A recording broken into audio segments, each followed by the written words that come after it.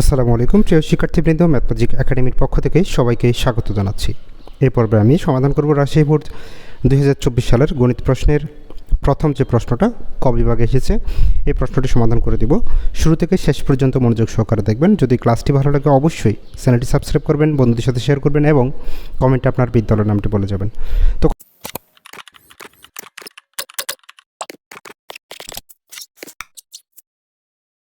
কথা না বাড়িয়ে চলে যাচ্ছি প্রশ্নে। খেয়াল করেন, আমাদের বলা হচ্ছে কি উদ্দীপকে দেওয়া আছে a equal x belongs to n। এই যে ই এর মতো যে চিহ্নটা, এটা নাম হচ্ছে বিলংস টু অথবা এলিমেন্ট অফ।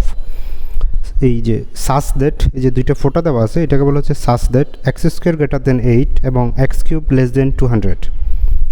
বি সেটে বলা আছে x বিলংস টু n মানে স্বাভাবিক সংখ্যা, n মানে ন্যাচারাল নাম্বার বা স্বাভাবিক সংখ্যা, such that x জোড় সংখ্যা এবং x লেস দেন ইকুয়াল 6।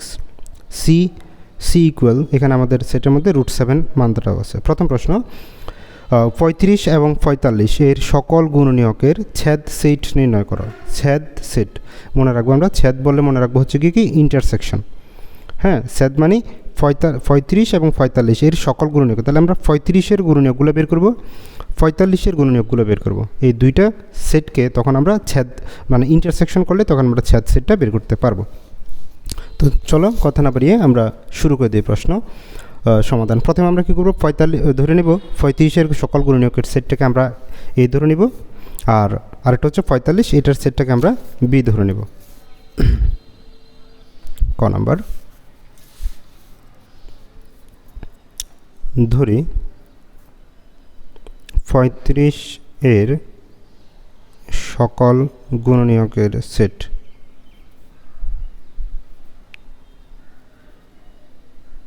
এটাকে আমরা ধরে নিলাম এ, এবং 45 এর সকল গুণনীয়কের সেট, এটাকে আমরা ধরে নিলাম হচ্ছে বি। এখন আসলে গুণনীয়কের সেটটা তো আগে তৈরি করতে হবে। তো গুণনীয়ক কীভাবে বের করতে হয় আশা করি তোমরা জানো। গুণনীয়ক মানে হচ্ছে গিয়ে আমরা যে 35 ইকুয়াল 35কে কত কত করে গুণ করে করে লেখা যায়। যেমন ধর প্রথমে আমরা 35-কে 35 সেভাবে লিখতে পারি, এরপরে 35কে 2 দিয়ে করা যায় না, 3 দিয়ে যায় না, 4 দিয়ে যায় না, 5 দিয়ে যায়, 5 7 35, আর কোনোভাবে কিন্তু 35কে লেখা যায় না। তাহলে সুতরাং এখান থেকে আমরা এই সেটের উপাদানগুলো পাচ্ছি হচ্ছে কী 1 5 7 35, 1 5 7 35 গেল এটা। এবার হচ্ছে 45 এটা করবো। 45 সমান সমান প্রথমে 45-একে 45, 2 দিয়ে 45কে ভাগ যায় না, 3 দিয়ে যায়, 3 15 45, আশা করি তোমরা জানো 45 ভাগ 3 হচ্ছে 15। তাহলে 3 গুণ 15 লেখা যাবে, 3 15 45, 4 দিয়ে যাবে না, 5 দিয়ে যাবে, আবার 5 9 হচ্ছে গিয়ে 45, তাহলে 5 গুণ 9। এছাড়া 45 কার কোনো কিছুর গুণ আকারে লেখা যায় না। তাহলে সুতরাং এখান থেকে আমরা বি সেটের উপাদান পাচ্ছি হচ্ছে গিয়ে কী 1 3 5 9 15 45, 1 3 5 9 15 অ্যান্ড হচ্ছে 45। তো আমাদের মূল প্রশ্ন ছিল এই দুইটা কি বের করা, ছেদ সেট নির্ণয় করা। তাহলে আমরা লিখবো সুতরাং এ ইন্টারসেকশন বি। ছেদ মানে হচ্ছে কি করতে হবে, ইন্টারসেকশন করতে হবে। মনে রাখবো এর মধ্যে আমাদের আছে কি 1 5 7 35 ইন্টারসেকশন, বি এর মধ্যে আছে 1 3 5 9 15 অ্যান্ড 45। তাহলে ইন্টারসেকশন করলে আমাদের নিয়ম হচ্ছে কি ইন্টারসেকশনের সময় কমন যে সংখ্যাগুলো আছে মানে দুই সেটের মধ্যেই যে উপাদানগুলো আছে সেগুলোই নেওয়া যাবে। যেমন 1 এখানেও আছে এখানেও আছে, তাহলে আমরা 1কে নিলাম। তারপর 5 এখানেও আছে এখানেও আছে, 5কে নিলাম। 7 এখানে আছে এখানে নাই, নেওয়া যাবে না। 35 এখানে আছে এখানে নাই, তাও নেওয়া যাবে না। তাহলে আমাদের উপাদান হচ্ছে কত কত 1 and 5। তাহলে এটাই আমাদের নির্ণয় সেট। নির্ণয় সেট 1 5, এটাই উত্তর। আশা করি আপনারা সমাধানটা বুঝতে পারছেন। এবার আমরা চলে যাব হচ্ছে পরের প্রশ্নে।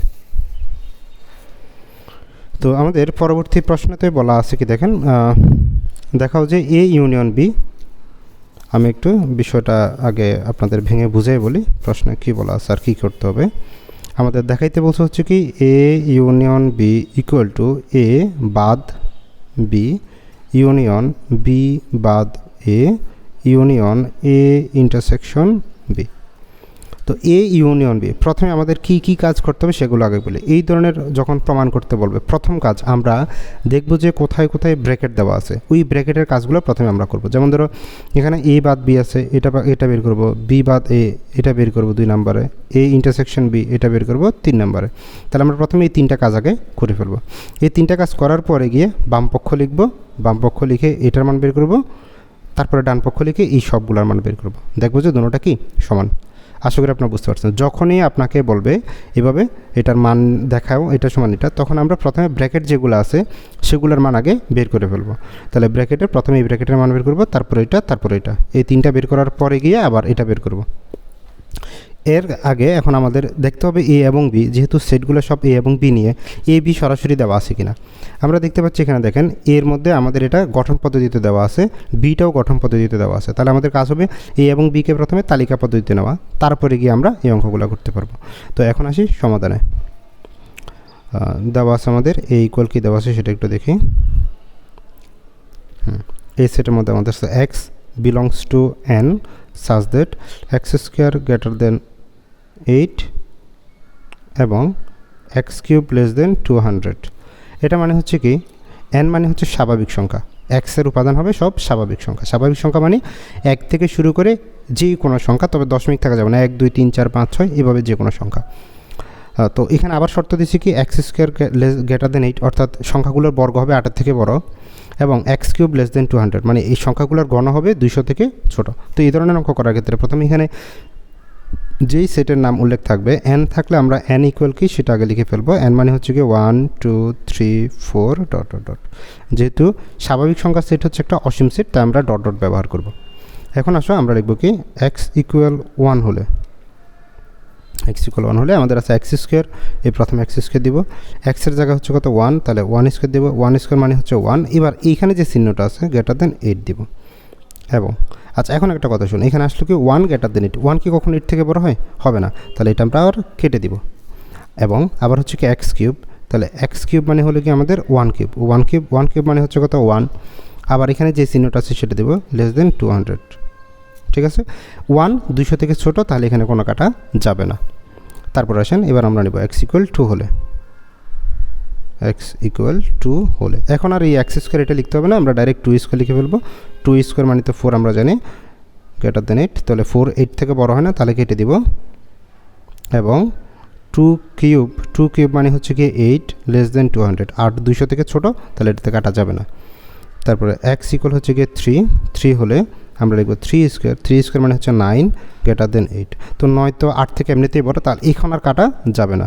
এবং এখানে লিখব 3 কিউব মানে হচ্ছে গিয়ে আমাদের 27, তাহলে 27 200 থেকে ছোট, তাহলে এটা তো কাটা যাবে না। তারপর হবে x ইকুয়াল 4 হলে হবে 4 স্কোয়ার মানে হচ্ছে গিয়ে 16 8 থেকে বড়, আর কাটা নাই। এবং এখানে আমরা লিখব 4 কিউব মানে হচ্ছে গিয়ে 64। তোমরা ক্যালকুলেটার দেখো, এগুলো আমার মনে আছে তাই ডাইরেক্ট বলে দিচ্ছি। 4 কিউব মানে হচ্ছে 64। তারপরে x ইকুয়াল আমরা 5 নিব, লিখব 5 স্কোয়ার মানে 25, এটাও 8 থেকে বড়। এবং 5 কিউব মানে হচ্ছে কি 125, এটা 200 থেকে ছোট। এরপর আসেন x ইকুয়াল যখন 6 নিব, 6 মানে হচ্ছে কি 6x স্কোয়ার করলে হবে হচ্ছে কত 36, 8 থেকে বড়। এবং এখানে হবে 6 কিউবের মানটা দেখে কি আসে, দেখো 6 ইন্টু 6 তিনবার দিলে হয়ে যাবে 6 কিউব, কত হয় 216 লেস দেন 200। এবার দেখো 216 কিন্তু 200 থেকে বড়, আর এখানে বোঝাচ্ছে কি 216 200 থেকে ছোট, তাহলে এখানে এসে কাটা যাবে। যখনই আমরা এই পাশে একটা কাটা পাবো তখন আমাদের হিসাব করা বন্ধ, আমাদের আর করতে হবে না। যতক্ষণ কাটা আসবে না যে কোনো একটাতে, ততক্ষণ আমাদের এটা করে যেতে হবে। তাহলে আসেন আমরা উত্তর নিব এখন কোনটা। এটা হচ্ছে কোন সেটের মান বের করতেছি আমরা, এ সেট। সুতরাং এ ইকুয়াল এখানে আমাদের থাকবে যেগুলোর বেলায় একটা কাটাও পড়ে না, যেমন ধরো 3 বেলায় এখানেও কাটা পড়ে না, এখানেও কাটা পড়ে নাই। 4 এখানে কাটা যায় না, 5 বেলায় এখানেও কাটা যায় নাই। তাহলে 3 4 5 হবে আমাদের এ সেটের উপাদান। আশা করি আপনারা বুঝতে পারছেন এটা, যদি এগুলো আগে আপনারা করছেন অনেকবার তালিকা পদ্ধতি কীভাবে করতে হয়। এখন আমাদের করতে হবে কি বি, আবার বি সেটেরটা করব। বি ইকুয়াল আমাদের দেওয়া হচ্ছে কি এক্স এলিমেন্ট অফ এন অথবা belongs to N such that x জোড়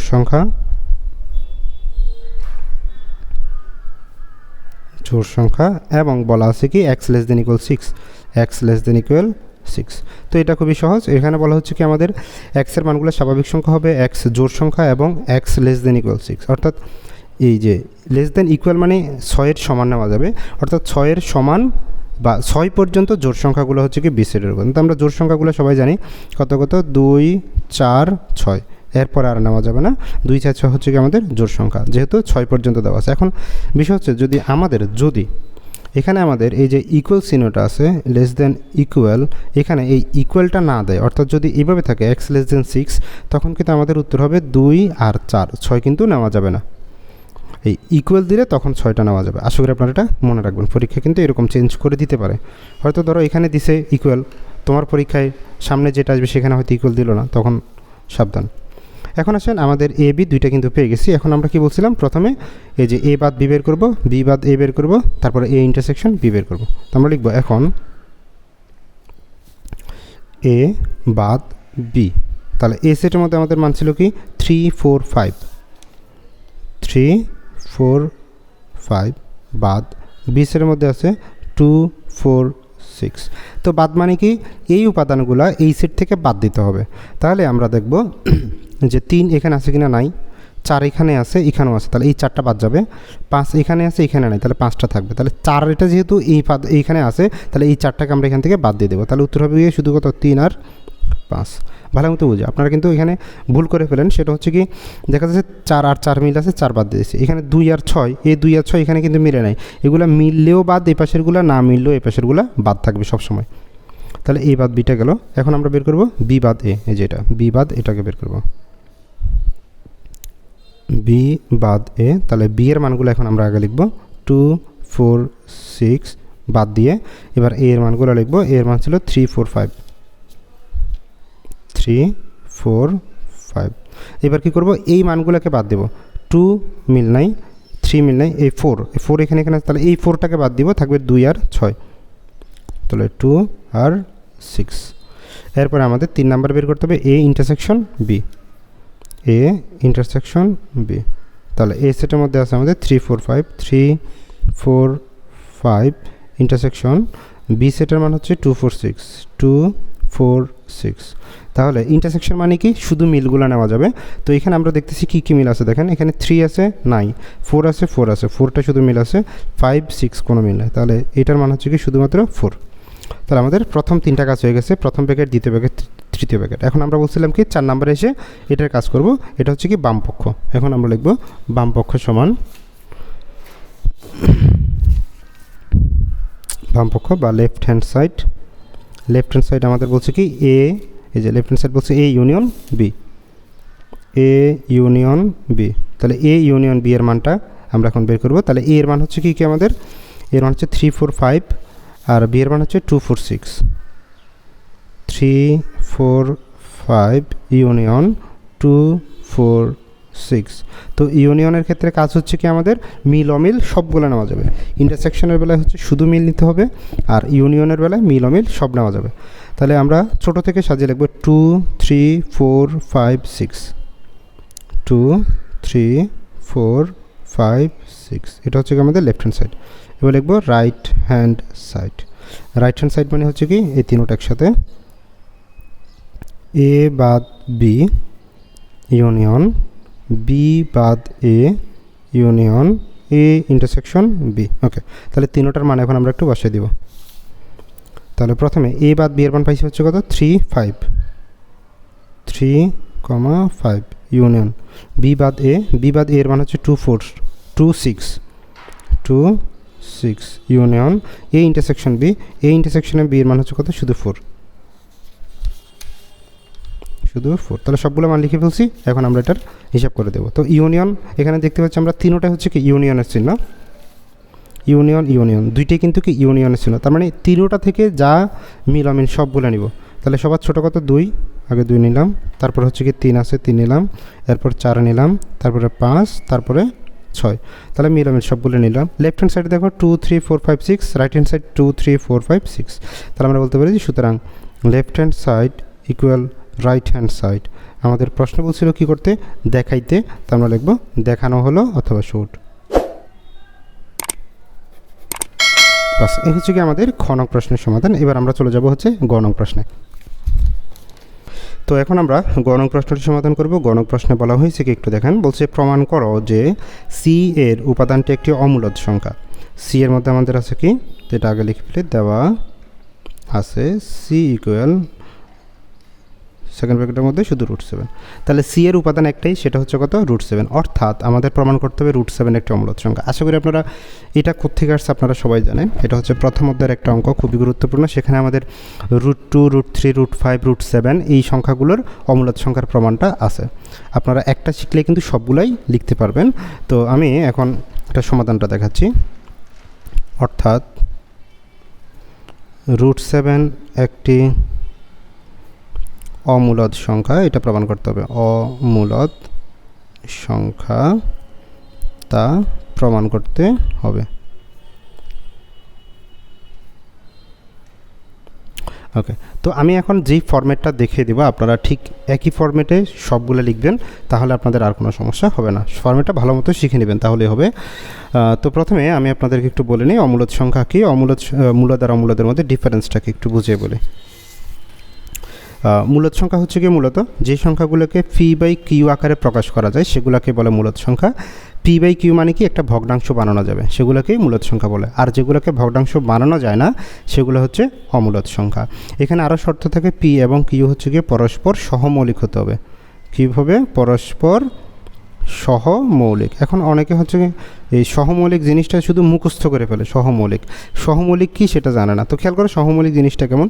ধরো তোমার উপরে হচ্ছে কি 3, নিচে হচ্ছে কি 5, এই 3 আর 5কে তুমি কোনো কিছু দিয়ে কাটাকাটি করতে পারবে না, যাবে না। তো এই দুইটা হচ্ছে কি তোমার পরস্পর সহমৌলিক। আরেকটা উপায় আছে, সেটা যেমন ধরো 3 আর 5 এই দুইটার গসাগু কত, এই দুইটার গসাগু যদি তুমি চিন্তা করো, এই দুইটার গসাগু হচ্ছে গিয়ে 1। তাহলে যেগুলোর গসাগু 1 সেগুলো হচ্ছে পরস্পর সহমৌলিক, অথবা যেগুলোর মধ্যে কোনো কাটাকাটি যায় না, লঘিষ্ঠ করানো যায় না, সেগুলোই হচ্ছে গিয়ে কি তোমার পরস্পর সহমৌলিক। আশা করি বুঝাইতে পারছি। তো আসেন এখন আমরা সমাধানে যাই। কীভাবে সমাধানটা করতে হবে খেয়াল করেন। প্রথমে আমরা কি করব, আগে প্রমাণ এটা লিখে রাখি। ধরি √7 একটি মূলদ সংখ্যা। একটি কি সংখ্যা? মূলদ। প্রমাণ করতে হবে কি, অমূলদ। আমরা ধরে নিব মূলদ সংখ্যা। অর্থাৎ তাহলে এটা যদি মূলদ হয়, আমরা যদি যেহেতু এটা ধরে নিই সেটা মূলদ সংখ্যা, তাহলে এটা মূলদ হলে কি হবে, এখানে এটাকে p/q আকারে কী করা যাবে, প্রকাশ করা যাবে অবশ্যই, যেহেতু মূলদ সংখ্যা ধরে নিলাম। অর্থাৎ √7কে p/q আকারে প্রকাশ করা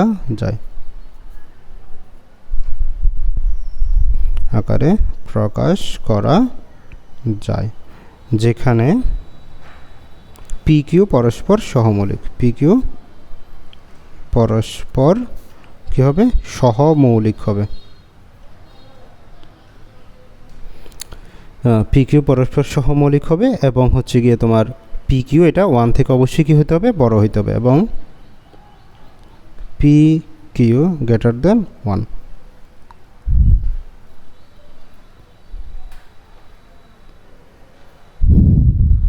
আচ্ছা, তাহলে এখন আমরা আসো কাজটা কীভাবে করব। যে সুতরাং আমরা বলতে পারি যে √7 = হচ্ছে গিয়ে কি p/q। এবার আমরা রুটটাকে বাদ দেওয়ার জন্য উভয় বর্গ করে দিব। তাহলে বর্গ করলে এটা শুধু 7 হয়ে যাবে, আর এখানে হয়ে যাবে p²/q²। সবগুলোতে কিন্তু একই কাজ। তোমরা শুধু যদি 2 আসে 7-এর জায়গায় শুধু যেখানে 7 আছে সেখানে 2 বসায় দিবা। তারপরে এই যে q² মানে এখানে q কয়টা, 2টা, আমরা একটা q-কে এদিকে নিয়ে আসবো, তখন হয়ে যাবে 7q = p²/q। এখানে 2টা q² মানে q × q। তো একটা q-কে আমরা উপরে নিয়ে গেলাম, আরেকটা q-কে নিচে রেখে দিলাম। এখন একটা বিষয় খেয়াল করো, এখানে আমরা দেখতে পাচ্ছি এটা একটা কি সংখ্যা, পূর্ণ সংখ্যা, এখানে কোনো বর্গ নাই। এখানে আবার দেখো p²/q, এটা কিন্তু কখনোই পূর্ণ সংখ্যা হবে না। কেন হবে না সেটা আপনাদেরকে আমি প্র্যাকটিক্যালি করে দেখাই, তাহলে একদম ভালো বুঝতে পারবেন। দেখেন, বলছিলাম কি pq হচ্ছে কি সংখ্যা হইতে হবে, পরস্পর সহমৌলিক। সহমৌলিকের জন্য আমি আপনাদেরকে 3 আর 5-এর উদাহরণ দিয়েছিলাম। ধরুন আমি 3 আর 5-ই নিলাম, 3 এবং 5। তাহলে এখানে হচ্ছে p², p-টাকে ধরলাম হচ্ছে 3, q-টাকে ধরলাম হচ্ছে কি 5। তাহলে এখানে আমাদের আছে কি p²/q। তাহলে p মানে কত, 3, তাহলে 3², q মানে কত, 5। তো দেখো 3² মানে হচ্ছে কি 9, এখানে হচ্ছে 5। তুমি যদি 9কে 5 দিয়ে ভাগ করো এখানে কখনোই তোমার পূর্ণ সংখ্যা আসবে না। 9/5 এখানে তোমার দশমিক চলে আসবে, যে দেখো দশমিক চলে আসছে যে কোনো দুটি সহমৌলিকের ক্ষেত্রে। আচ্ছা আরও দুইটা ধরি, যেমন 5 আর 6 নিলাম, ধরো 6 আর হচ্ছে কত 5, তাহলে মনে করো আমি 6কে ধরলাম হচ্ছে পি, 5কে ধরলাম হচ্ছে গিয়ে কিউ, তাহলে দেখো আমাদের হচ্ছে কি p²/q, তাহলে আমার হবে 6² নিচে হবে 5, তার মানে 6² ইকুয়াল মানে হচ্ছে 36/5। তো তুমি এবার দেখো 36কে যদি 5 দিয়ে ভাগ করো তাহলে তোমার এখানেও দশমিক চলে আসতেছে। অর্থাৎ এইভাবে আমি যখনই লিখবো এটা অবশ্যই একটা কী সংখ্যা হবে, অবশ্যই একটা দশমিক অর্থাৎ ভগ্নাংশের সংখ্যা হবে। আর এখানে দেখো 7 × q আছে, 7 × q এটা কিন্তু কখনোই কী হবে না, ভগ্নাংশ হবে না। কেন হবে না? এই যে ধরো আমি কিউটাকে ধরে নিচ্ছি কত 5, তাহলে আমি যদি 5 সাথে গুণ করি 5 সাথে 35, তার মানে এখানে কোনো ভগ্নাংশ আসতেছে না। তাহলে তুমিই বলো আমাকে যে একটা সংখ্যা হচ্ছে পূর্ণ সংখ্যা আর এটা হচ্ছে দশমিক সংখ্যা, পূর্ণ সংখ্যা আর দশমিক সংখ্যা কিন্তু কখনোই কি হতে পারে না, সমান হতে পারে না। এই জন্য আমরা বলতে পারি যে এই দুইটা কি হবে না, সমান হবে না। তার মানে বলবো এখানে 7q স্পষ্টতই কী সংখ্যা, একটা স্পষ্টতই একটি পূর্ণ সংখ্যা, একটি পূর্ণ সংখ্যা। কিন্তু p²/q তো পূর্ণ সংখ্যা না, p²/q পূর্ণ সংখ্যা নয়, q পূর্ণ সংখ্যা নয়। কেননা pq পরস্পর সহমৌলিক, সহমৌলিক। এরা যদি সহমৌলিক না হতো তাহলে কিন্তু এখানে দশমিক নাও আসতে পারতো। যদি এরা পরস্পর সহমৌলিক হয় তাহলে অবশ্যই আমার একটাকে স্কোয়ার করে আরেকটা দিয়ে সরাসরি ভাগ করলে দশমিক সংখ্যা আসবেই। তুমি যে কোনো দুইটা সংখ্যা নিয়ে এটা ট্রাই করে দেখতে পারো। তাহলে এখানে আমরা পেয়ে গেলাম কি pq পরস্পর সহমৌলিক হওয়া, এটা কি হইতে পারে না, পূর্ণ সংখ্যা হইতে পারে না। তার মানে 7q আর p²/q এটা কি হবে না, সমান হবে না। তাহলে আমরা লিখতে পারি সুতরাং 7q নট ইকুয়াল p²/q। তাহলে খেয়াল করো এই লাইনটা যদি এখানে যদি নট ইকুয়াল হয় তাহলে এখানেও কী হবে, নট ইকুয়াল হবে। তাহলে আমরা বলতে পারি যে সুতরাং √7 নট ইকুয়াল হচ্ছে p/q, অর্থাৎ √7কে p/q আকারে প্রকাশ করা যায় না। তাহলে আমরা বলতে পারি যে সুতরাং √7কে p/q আকারে প্রকাশ করা যায় না। √7কে p/q আকারে প্রকাশ করা যায় না। যেহেতু এটাকে p/q আকারে প্রকাশ করা যায় না তাহলে এটা কি হতে পারে না, মূলদ সংখ্যা হতে পারে না। সুতরাং √7 একটি অমূলদ সংখ্যা, একটি অমূলদ সংখ্যা প্রমাণিত। আশা করি আপনারা বুঝতে পারছেন। এখানে আমাদের শুধু কি করতে হবে, একটা ফরম্যাট, একদম এই ফরম্যাটটা তোমরা ভালো মতো প্র্যাকটিস করো। এখানে আমি যেখানে 7 বসাইছি সেখানে তোমরা 2 দিয়ে করবা, 3 দিয়ে করবা, 5 দিয়ে করবা, এই চারটার যে কোনো একটা আসতে পারে। আচ্ছা তাহলে এই হচ্ছে কি আমাদের রাজশাহী বোর্ড 2024-এর প্রথম যে প্রশ্নটা, এই প্রশ্নটা এসেছে সেট ফাংশন এবং গ নাম্বারটা এটা কিন্তু তোমার প্রথম অধ্যায়ের একটা অঙ্ক। তো আশা করি আপনারা সমাধানটা বুঝতে পারছেন। এরপরে যদি কারো অসুবিধা থাকে তো অবশ্যই কমেন্টে জানাবেন। দেখা হচ্ছে পরবর্তী পর্বে। সে পর্যন্ত সবাই ভালো থাকবেন, সুস্থ থাকবেন। আল্লাহ হাফেজ।